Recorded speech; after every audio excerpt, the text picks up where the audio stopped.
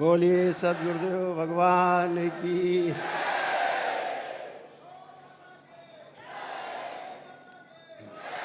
कहते हैं जो कोई पैदल चल के आता है तो थक जाता है, यहाँ तो उल्टा ही है।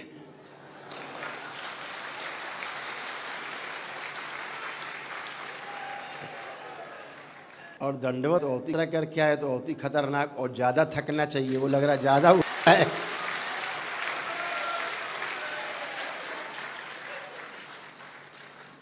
बहुत ऊर्जा है आप लोगों में।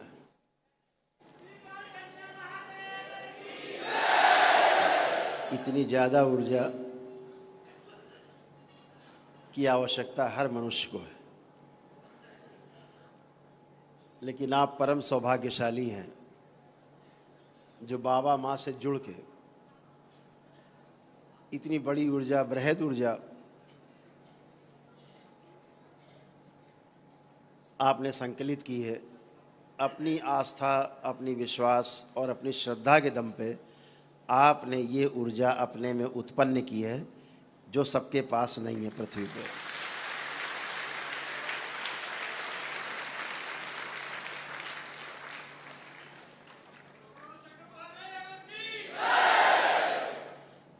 हम देखते रहते हैं, आपके वीडियो जाते हैं तमाम, लगभग हम रोज़ ही देखते हैं। आप लोगों पर नज़र रखते हैं, जो यात्राएं चलती हैं उनकी सूचना रहती है, उन सभी यात्राओं पे दरबार की नज़र रहती है, स्थूल रूप से भी और सूक्ष्म रूप से भी।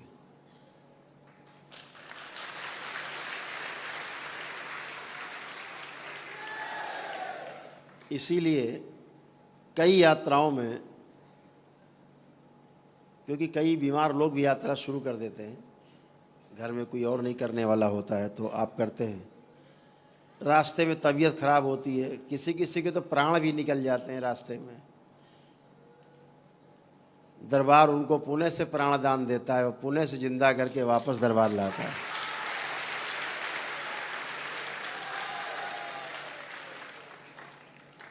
जैसे एक बच्चा है, वो यात्रा कर रहा था हरिद्वार से और यहाँ बिल्हौर के पास आ करके उसकी हालत ख़राब हुई और उसके प्राण लगभग निकल गए। अस्पताल ले जाया गया तो वहाँ पे सूचना, डॉक्टर्स ने कहा कि इसके प्राण नहीं हैं, इसको घर ले जाओ। सुबह 5:30-6 बजे का टाइम था तो हमको सूचना मिली। हम तो जागते ही रहते हैं, तो पता लग गया। तो दरबार ने उसकी यहीं से वीडियो कॉल के द्वारा चिकित्सा की, तो वो डॉक्टर साहब के अस्पताल से उठ के खड़ा हो गया।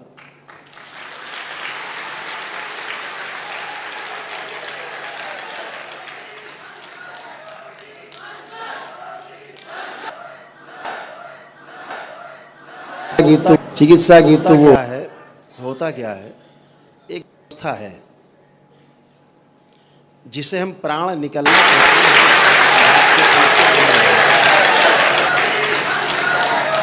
प्राण कैसे निकलते, मृत्यु होती कैसे, इस बात को आपको अगर चिकित्सा होता है, होता क्या है, एक अवस्था है, आस्था, विश्वास, श्रद्धा और बढ़ गया है जिसे हम प्राण निकलना।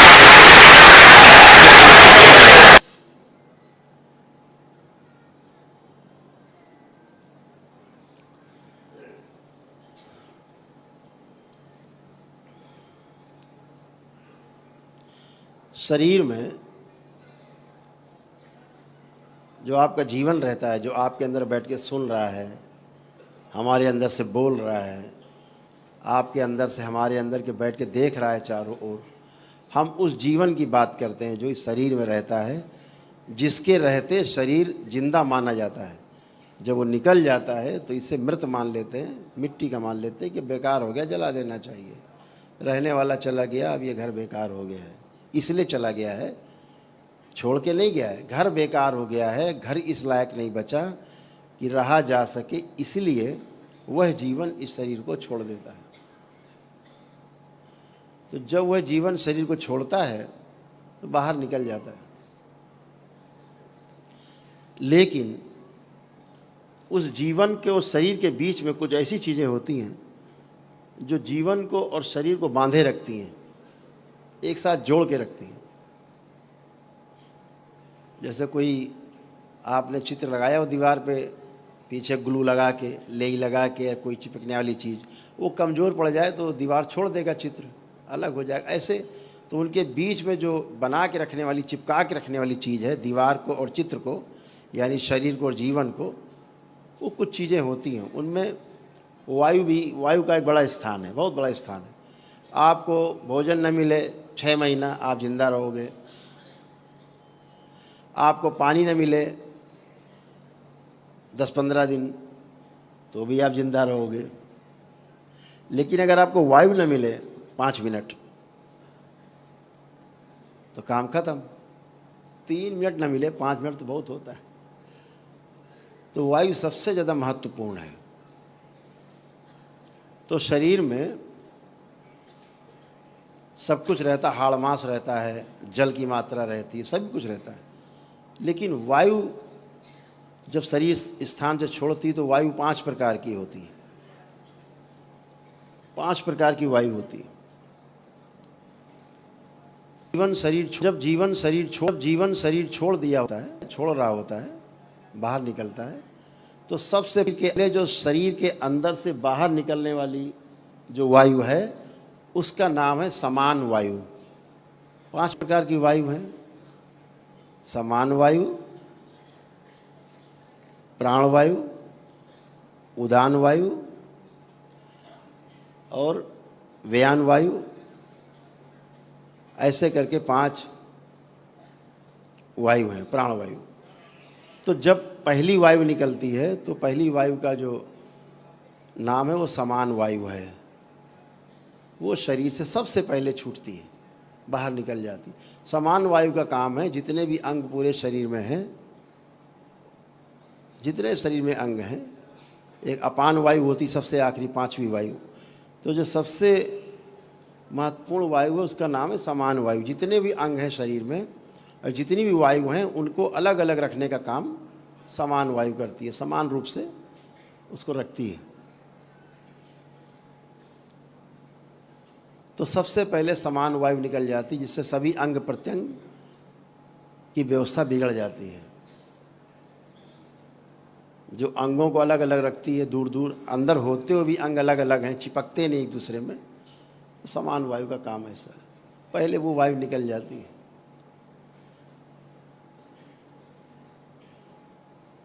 धीरे धीरे निकल जाती है, आधे पौन घंटे में निकल जाती है। उसके बाद जो वायु निकलती शरीर से बाहर उसका नाम है प्राणवायु। ठीक है, प्राणवायु बाहर निकल गई। और जब प्राणवायु बाहर निकल गई तो आदमी लगता है प्राण निकल गए, अब तो प्राणवायु भी निकल गई। उसी को बोलते हैं कि प्राण निकल गए। लेकिन इस व्यक्ति को भी जिंदा किया जा सकता है, जो दरबार हमेशा करता है। तमाम लोग आते हैं, प्राणवायु निकल गई, कोई बात नहीं, प्राण निकल गए, फिर भी इनको लिया जा सकता है। भाई से, बहन से, पत्नी से, कोई परिवार का सदस्य, कोई व्यक्ति अपने प्राण दे सकता है, थोड़े प्राण आ सकते हैं। इसके बाद तीसरी वायु है, उसका नाम है उदान वायु, फिर व्यान वायु और उसके बाद फिर अपान वायु। तो जो उदान वायु है, अगर प्राणवायु पूरी निकल गई और उदान वायु भी निकल गई 25%, तो उसे दोबारा जिंदा किया जा सकता है तत्काल। लेकिन अगर उदान वायु भी निकल गई बाहर, उसको निकलने में भी करीब 2-3 घंटे का समय, अगर वो निकल गई तो फिर आदमी को जिंदा करना मुश्किल होता है। उसके लिए फिर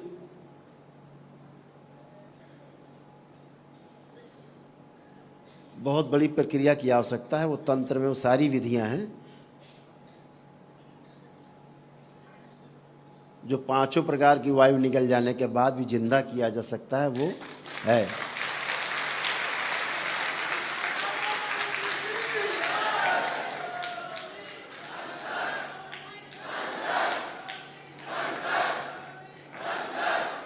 तंत्र में ये सब व्यवस्था है, क्योंकि ये शिव की व्यवस्था है बनाई हुई। सृजन और संहार दोनों हाथ शिव के हैं, एक हाथ में सृजन है, एक हाथ में संहार है, दोनों ही शिव के पास है, इसलिए संभव है। ये तंत्र की विशेष विधियों से होता है। जैसे एक कहानी है, सत्य कहानी है। एक बादशाह था, उसने पूरे अपने लिखा है चरित्र में, स्वयं की लिखी पुस्तक है उसकी। उसने स्वयं लिखा है कि एक बार एक व्यक्ति आया, वो बंगाली था, और उसके राज्य में उसने कहा कि मैं खानसामा हूँ, शेफ़, और बहुत अच्छा खाना बनाता हूँ। मेरा खाना अगर आप खाएंगे तो बनाया हुआ तो आपको अच्छा लगेगा। तो उस बादशाह ने कहा कि मेरे ख्याल से जहांगीर का शायद नाम आता है। तो उस बादशाह ने कहा कि ठीक, इनको देखा जाए। तो उसने एक बना करके खाना, सब्जी वब्जी बना खिलाई, तो बादशाह को इतना पसंद आया। उसने कहा, अरे इतना सुंदर और इतना अच्छा बनाने वाला खाना हमने पहली बार देखा, इतना अच्छा भोजन पहली बार किया। तो उसको बादशाह ने अपने रख लिया किचन में, रोज़ बढ़िया बढ़िया व्यंजन बनाकर खिलाता था।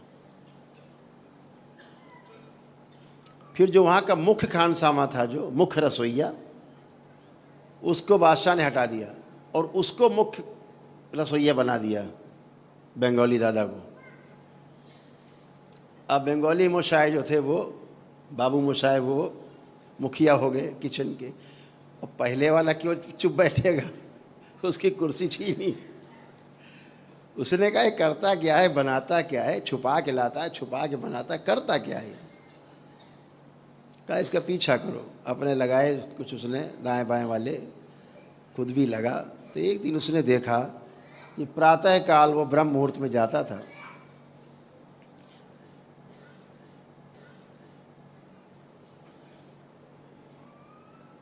उस तालाब के किनारे पहुंचा। बाबू मोशाय जो थे, बंगाली दादा, ये सब छुप के देख रहे थे। उसने वहाँ जा कर के मिट्टी उठाई और तालाब में आह्वान करके फेंक दिया।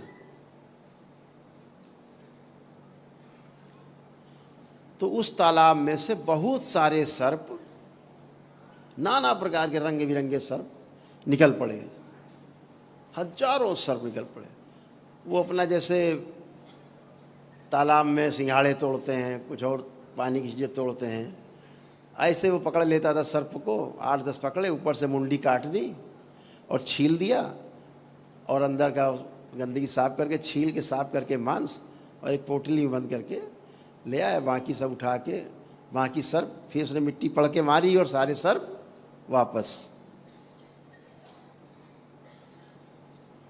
वो चला गया। पीछे जो लगे हुए थे, उन्होंने फटाफट जो छीला काटा था, उसने बाहर पड़ा था, वो सब उठाया पोटली में और सब लेके चले गए।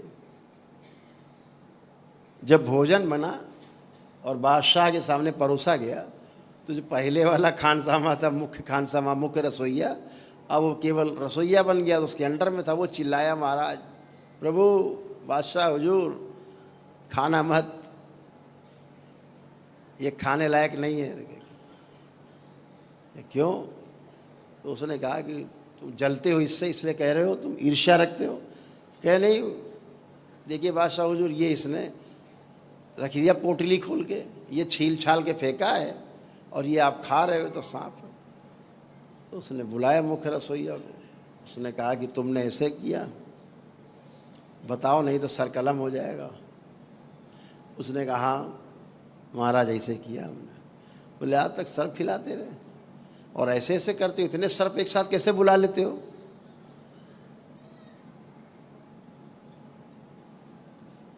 उसने कहा, महाराज, विद्या हमारे पास है, हम तो किसी भी सर्प को बुला ले सकते हैं, विद्या है। तो उसने कहा, अच्छा, तुम एक ही तुम्हारी कंडीशन है तुम्हारे प्राण छोड़ने की, कि अब तुम मेरे सामने सब ये करोगे। क्या क्या कर सकते हो? उसने सब बताया। तो उसने कहा, सबसे बड़ा सर्प बुला के दिखाओ। जो दुनिया में सर्पों का राजा हो, ऐसा दिखाओ। तो उसने कहा महाराज उसको बुलाना, हमारी जान चली जाएगी, हम मर जाएंगे। बोला मर तो वैसे भी जाओगे तुम, जब नहीं दिखाओगे। दिखाओगे तो हो सकता है जिंदा भी रहो। कार्यक्रम जद्दोजहद हुई, या मर तैयार हो गया, मरता क्या ना करता। एक पहाड़ से करीब 500 मीटर 700 मीटर दूर उसने गड्ढे खुदवाए, बड़े बड़े नाला जैसा गड्ढा खुदवाया, खूब गहरा, पहाड़ तक। और सभी सभा लगी और जनता जनार्दन इकट्ठी हुई। तो उसने कहा हम आपको सर्प दिखाते हैं। तो जब उसने आवाहन किया तो तमाम प्रकार के सर्प आते थे, जाते थे, आते थे, जाते थे, आते थे, जाते थे, वापस पहाड़ों की तरफ आते थे, चले जाते थे। हजारों प्रकार के सर्प देखे। तो उसने कहा इन सर्पों का राजा भी तो दिखाओ। उसने कहा महाराज ये छोड़ दिया जाए। कहा नहीं, दिखाना पड़ेगा। तो उसने कहा बंगाली दादा ने कि एक शर्त है, क्योंकि हम मर जाएंगे पक्का है। वो आया और हम मरे, ये पक्का है। क्योंकि जो हुआ ये था कि जो नाली खोदी गई थी उसमें दूध भर दिया गया था, खूब पूरा दूध से लबालब भर दिया गया था। उसने कहा था दूध भरा होना चाहिए इसमें। और कुछ खील होती है, दीपावली में प्रयोग की जाती, धान की खील बनती है, वो डाली गई थी। क्योंकि सर्प को धान की खील बहुत पसंद है। दूध नहीं पीते, दूध पीना पसंद नहीं। दूध पी के तो सर्प मर जाते हैं। इसीलिए नाग पंचमी में सबसे ज़्यादा सर्पों की हत्या हो जाती है, सर्प मर जाते हैं दूध पी के। जितनी मरने वाली संख्या नाग पंचमी में, उतनी संख्या किसी दिन नहीं होती। तो क्या हुआ कि वो आखिरी में मरता क्या ना करता। तो उसने बादशाह से कहा कि एक शर्त है, तो हम उस सर्प के राजा को बुला सकते हैं, क्योंकि हम तो मर जाएंगे। तो फिर तो बोले एक ही शर्त है कि जब हम मर जाएं तो यहाँ पर पहले उस एक तेल का बड़ा कढ़ाई रखा दिया जाए, बहुत बड़ा कढ़ाई। एक भैंसा रखा जाए, बहुत बड़ा भैंसा, ताकतवर भैंसा। और जब मैं मर जाऊं तो भैंसे का पेट फाड़ दिया जाए, उसके अंदर से सब निकाल दिया जाए और हमको उसके अंदर डाल दिया जाए, भैंसे के पेट में, और सिल दिया जाए। और फिर उस भैंसे को उठा करके उस कड़ाह में, तेल में ऐसे रखा जाए, उसी में डूबा रहे वो भैंसा। बोले फिर क्या होगा। बोले फिर मेरी बहन रहती है बंगाल में, उस तो मैं मुझको बहन आ करके मुझको जिंदा कर सकती है। उसके ये शक्ति उसके पास है, हम भी कर सकते हैं। बोला उसने कहा कि हम भी कर सकते हैं जिंदा, लेकिन हम तो मर ही जाएंगे, तो अब जिंदा कैसे करेंगे। तो मेरी बहन कर सकती है। पताता लिखाया, व्यवस्था की गई। तो उसने आह्वान किया तो सामने से पहाड़ जो है में दरार पड़ी, पहाड़ में फटा थोड़ा सा, और उसके बीच से एक सर्प निकला, बहुत मोटा ताज़ा सर्प। और उस सर्प के ऊपर एक छोटा सा सर्प बैठा हुआ था, यानी वो चल नहीं रहा था। उस सर्प के 3 फन थे, 3 फन का सर्प जो बैठा हुआ था। और जिस सर्प बैठा हुआ था, वो सर्प चल रहा था, वो केवल बैठा था उस पर कुंडली लगा के। और जैसे उसने आकर के दूध में फुफकार मारी, क्योंकि वो दूध में ही खड़ा था, दूध में कमर तक खड़ा हुआ था। और जैसे दूध में फुफकार मारी, दूध खौला और वहीं वो काला पड़ गया और उसकी मृत्यु हो गई। ये लिखा हुआ है।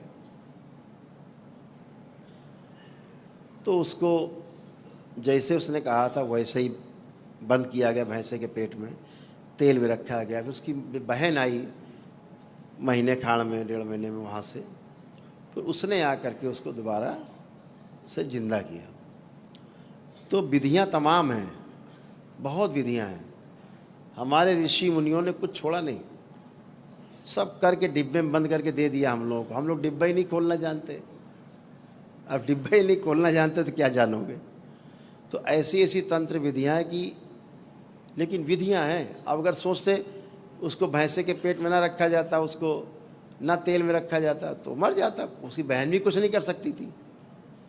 तो ऐसे ही जब समान वायु पूरी बाहर हो जाती है, प्राण वायु भी बाहर हो जाती है, यानी प्राण निकल जाते हैं, उसके बाद भी अगर उदान वायु थोड़ी सी 25% तक बाहर निकल जाए तब भी आदमी को जिंदा रखा जा सकता, किया जा सकता है। अगर उदान वायु पूरी निकल गई, व्यान वायु निकल गई, अपान वायु भी निकल गई, तो फिर उसे जिंदा करना थोड़ा मुश्किल काम है। उसके लिए बहुत बड़ी व्यवस्था है। और फिर अगर आदमी की उम्र पूरी हो गई है तो उसको जिंदा नहीं किया जा सकता। ईश्वर के यहाँ से विधान है, अगर अकाल मृत्यु है तो ही उस पर ये सारी प्रक्रिया की जा सकती है। पूछते हैं गुरु जी, सब लोग पूछते हैं गुरु जी, सब लोग पूछते हैं गुरु जी कैसे जिंदा कर देते, तो हमने आज उसका रहस्य बता दिया आपको। ऐसे जिंदा हो जाता।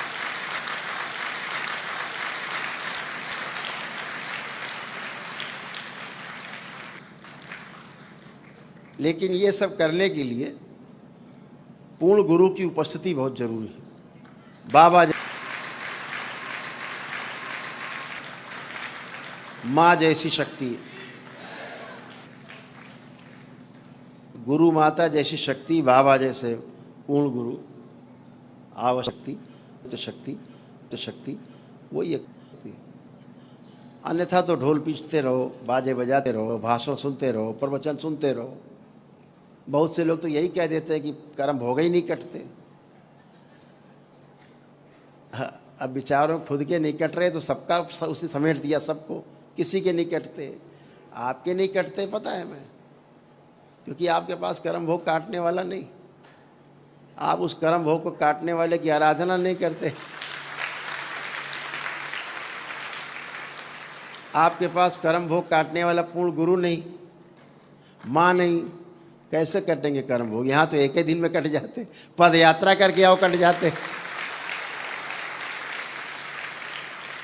दंडवत यात्रा करके आओ कट जाते।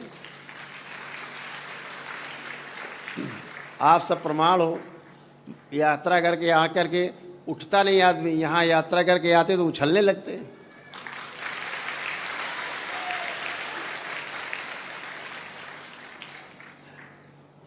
फर्क है। अब आप बर्फ से कहो भैया जरा खाना बनाना, तवा रख दिया तुम्हारे ऊपर, खाना बनाएंगे, कैसे बनेगा। आग पे रखो तवा तो रोटी बनेगी।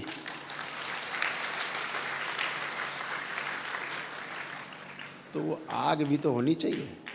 तो आप सबने इतनी बड़ी बड़ी यात्राएं करी, हम तो वीडियो देखते हैं।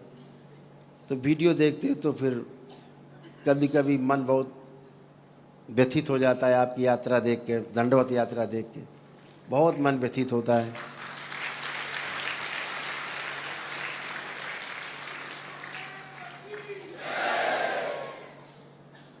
इतनी श्रद्धा, इतनी आस्था, इतना विश्वास, ये आपके अंदर जो है ना, यही माध्यम है आपका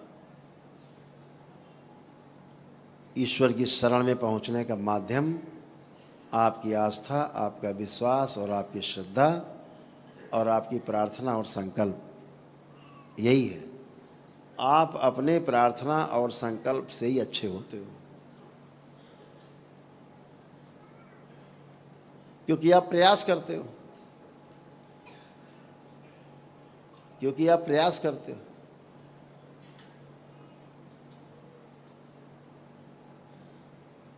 प्रयास नहीं करो और उसके फल की उम्मीद करो तो ठीक नहीं। कृष्ण भी कहते हैं ना, कर्म पे ध्यान देना, कर्मण्येवाधिकारस्ते मां फलेषु कदाचन। सारा ध्यान कर्म के ऊपर होना चाहिए। फल तो मिलना ही है, प्रयास में फल भी वैसे ही, फल भी वैसे ही, फल भी वैसे ही मिलेगा।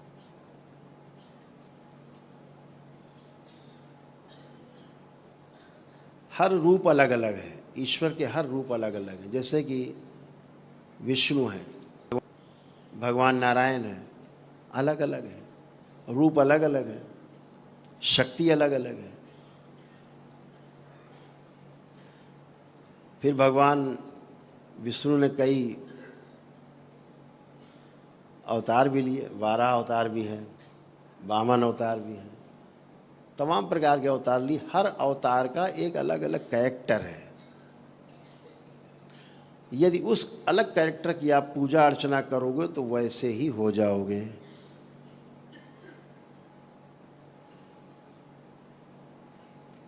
बिल्कुल वैसे ही हो जाओगे।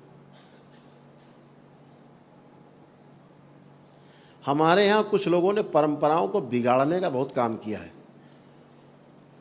जैसे वो थे अपने घर में, कूद पड़े धर्म के क्षेत्र में, उन्होंने धर्म के क्षेत्र को भी वैसे ही बिगाड़ दिया जैसे कि वो खुद बिगड़े हुए थे।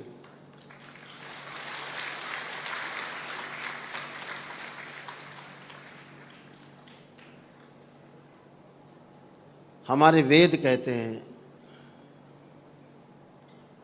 शास्त्र कहते हैं, बिना शादी किए संबंध रखना व्यभिचार की श्रेणी में आता है।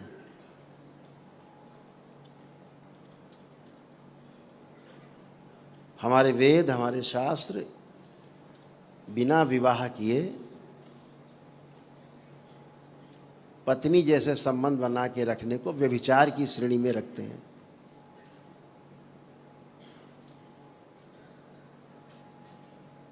आपका घर हो, आपका बेटा हो, शादी हो गई हो और अपने घर में अपनी पत्नी के साथ फोटो लगा के रखने की प्रथा तो हर जगह है।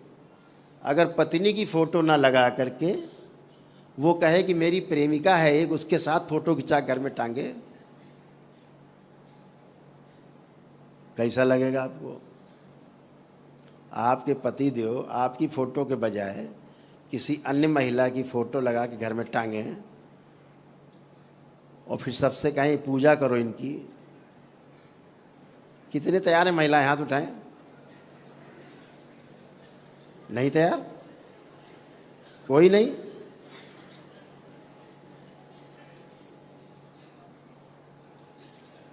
कैसा व्यभिचार को प्रसारित किया है, सोच के देखो जरा। क्या है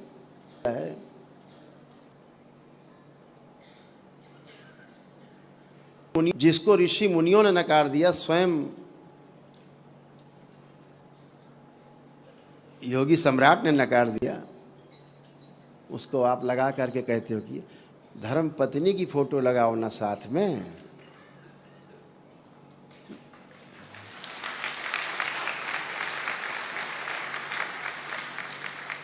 मर्यादा है, इसलिए शब्दों को हम बचा के बोल रहे हैं। बोलने का मन तो बहुत करता है।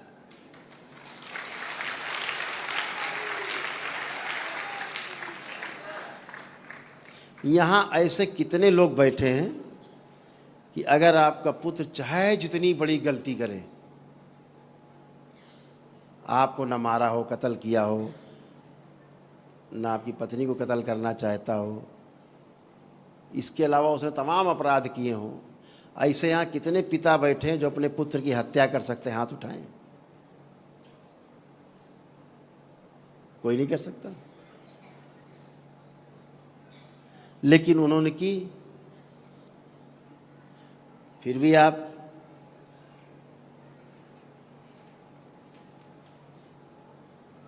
बंद है।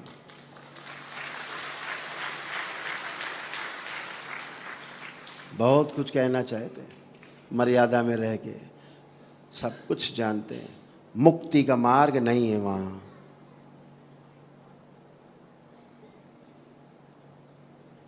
वो ठीक कहते हैं, वो भगवान है।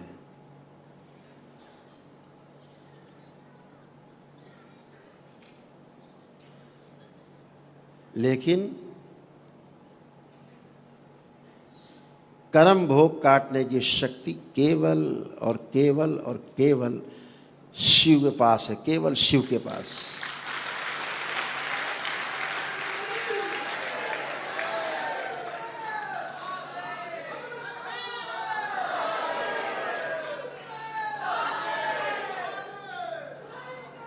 स्वयं भगवान श्री कृष्ण को अपना भोग काटना पड़ा था।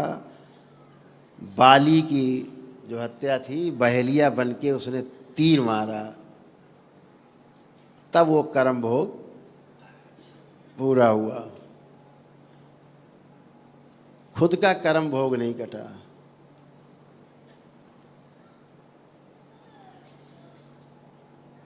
उसको पूरी मर्यादा में दिखाया गया, बड़ी ईमानदारी से दिखाया हमारे महापुरुषों ने।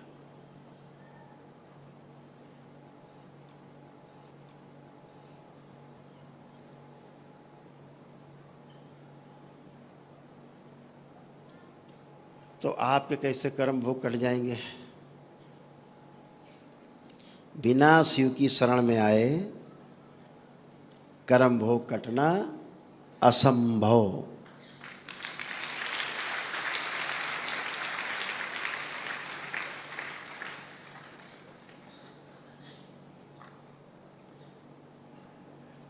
भगवान श्री कृष्ण का वो स्वरूप जिसकी हम सभी लोग आराधना करते हैं, मैं स्वयं आराधना करता हूँ, वो विराट स्वरूप कौरव पांडवों के युद्ध के पहले, महाभारत के युद्ध के पहले जो भगवान श्री कृष्ण ने जो उपदेश दिया है गीता का, श्रीमद् भागवत गीता कही जाती है। श्रीमद् भागवत गीता का क्या अर्थ है? गीता का अर्थ है, श्रीमद् भागवत गीता का अर्थ है प्रभु के द्वारा गाया गया गीत। वह गीत जो प्रभु के मुंह से गाया गया उसे गीता कहते हैं। उस स्वरूप का दर्शन करिए और शरणागत होइए उनके, खूब दंडवत करिए, खूब प्रार्थना, खूब पूजा, खूब आराधना। वो स्वरूप है उनका पूजा के योग्य, आराधना के योग्य। पूजा का अर्थ होता है हम तुम्हारे जैसा बनना चाहते हैं प्रभु, इसलिए हम तुम्हारी पूजा करते हैं।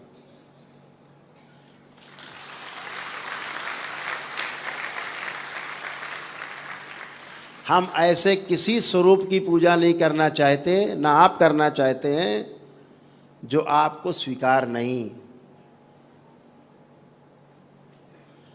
आपको जो स्वीकार नहीं है उसकी पूजा आप कभी भी नहीं करना चाहोगे। तो हमेशा उस रूप की पूजा करो जो आपको स्वीकार हो।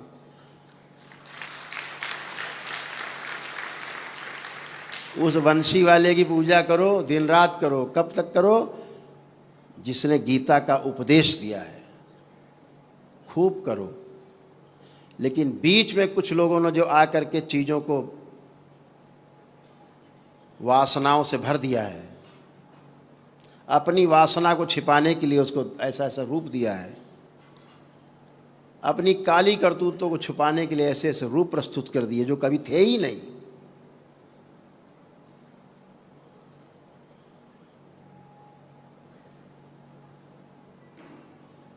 तो हमेशा आराधना उसी की करनी है जो हमें स्वरूप स्वीकार हो।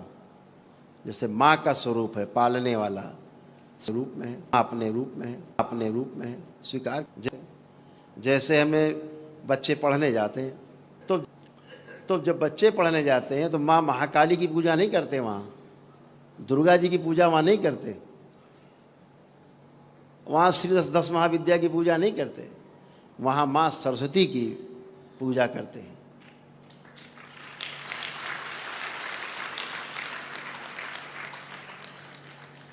और जो अखाड़े में पहलवान होता है वो वहाँ कृष्ण की फ़ोटो लगा के, राम की फ़ोटो लगा के पूजा नहीं करता, हनुमान जी की फ़ोटो लगा के पूजा करता है। वीर हनुमान।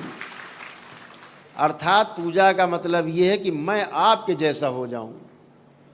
भगवान राम की पूजा इसलिए करते हैं सीता की परिवार के साथ, राम परिवार के साथ, कि ऐसा ही मेरा सुंदर परिवार हो जिसमें राम लक्ष्मण भरत शत्रुघ्न हो, और हनुमान जी जैसा सेवक हो इसलिए वो राम दरबार है। ये घर में पूजा के योग्य है, जो राम दरबार है ये पूजा के योग्य है, क्योंकि यहाँ बैठे सभी लोग ऐसे ही अपने परिवार को चाहते हैं जैसे राम दरबार है।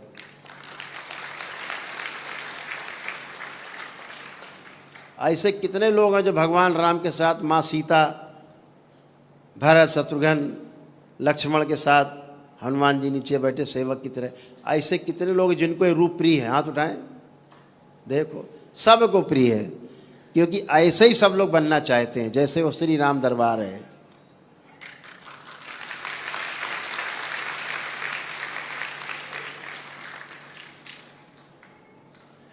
तो इसलिए उसी पूजा गुणों की होती है,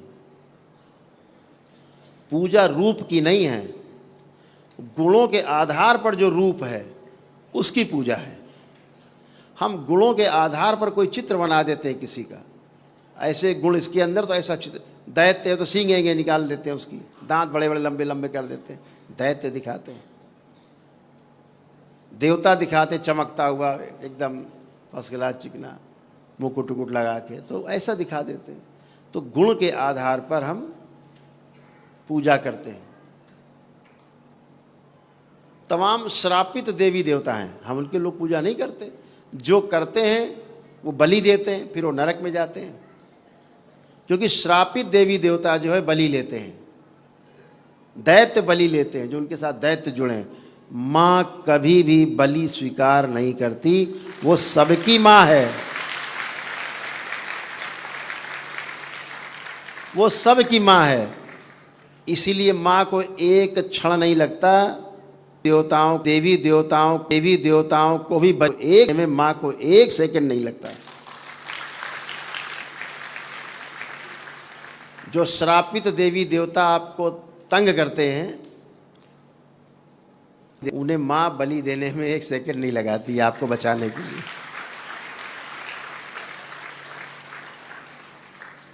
क्योंकि वो श्रापित देवी देवता भी बड़े बलशाली हैं। शक्ति तो है ही, उत्पन्न तो माँ से ही है, लेकिन श्रापित है तो बहिष्कृत हैं, बाहर हैं देवी देवताओं के कुल से। तो हमेशा अपने देवी देवताओं की पूजा करें, ईश्वर की आराधना करें, श्री कृष्ण के उस स्वरूप की उपासना पूजा करें जो विराट स्वरूप है भगवान श्री कृष्ण का, जो उन्होंने अर्जुन को दर्शन दिया, अर्जुन को दिखाया, तब अर्जुन का मोह नष्ट हुआ, अज्ञानता नष्ट हुई। उस स्वरूप का दर्शन करें। वो है भगवान श्री कृष्ण, वो है योगी सम्राट, उनकी आराधना पूजा करें, रूप की पूजा करें। अगर आपको उपासना पद्धति में जाना है तो बिल्कुल उस पर जाएं, लेकिन मुक्ति के लिए शिव के अलावा कोई दूसरा रास्ता नहीं।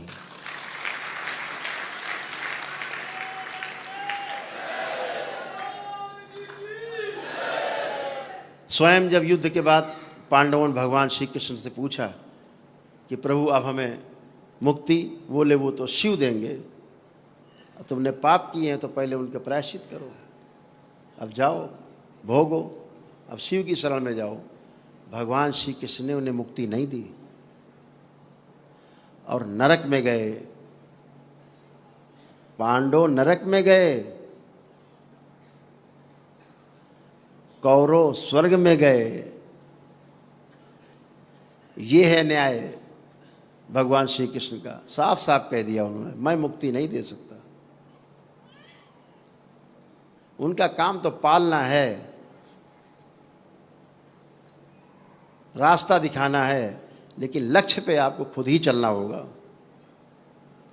तो ये तमाम पूजा पद्धतियाँ जो आज नकारात्मक हो रहे हैं, लोग रोगी हो रहे हैं, लोग, आप सोचो इतनी दिव्य शक्तियाँ, स्वयं ईश्वर स्वरूप, आप पूजा प्रार्थना आराधना कर रहे हैं, फिर भी कष्ट में है। हमारे शास्त्र कहते हैं, हमारे ग्रंथ कहते हैं कि बिना प्राण प्रतिष्ठा की हुई मूर्ति की पूजा आराधना नहीं करनी है।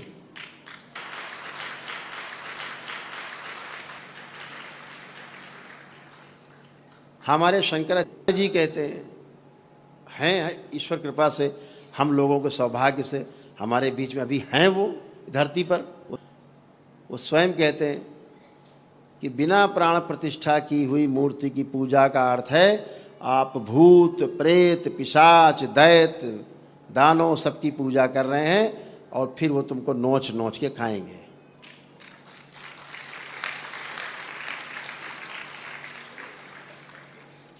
मंदिरों में बिना प्राण प्रतिष्ठा की हुई मूर्ति की पूजा नहीं करनी और घर के पूजा घर में 8 अंगुल से ऊंची मूर्ति नहीं रखनी। नकारात्मक ऊर्जा इसमें रहेगी और फिर आप गंदगी की पूजा करोगे, आमंत्रित करोगे, वो आप में प्रवेश करेंगे ऑरा में और आपको कष्ट होंगे। वो आपकी ऊर्जा खा पी जाएंगे, आपको कष्ट होंगे।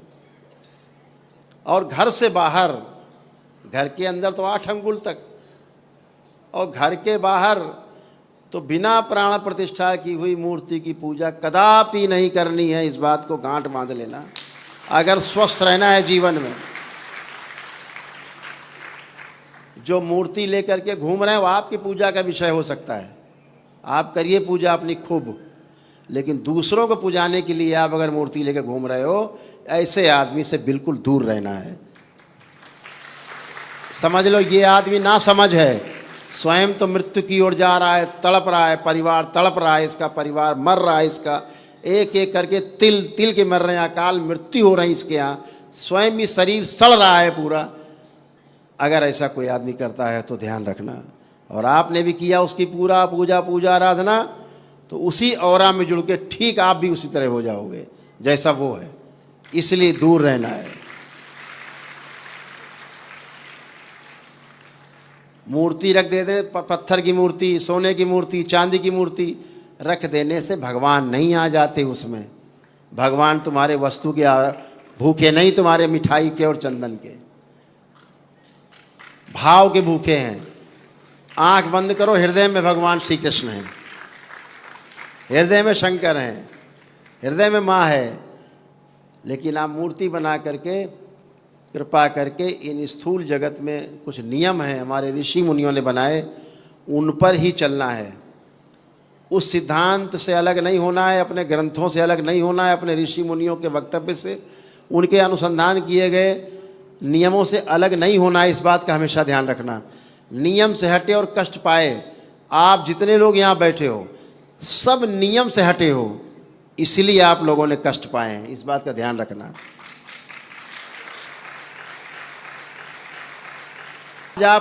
आज आप नियम में लौटे हो, इसलिए आप बिना पीड़ा के बैठे हो, यहाँ पर बिना कष्ट के बैठे हो आप सब।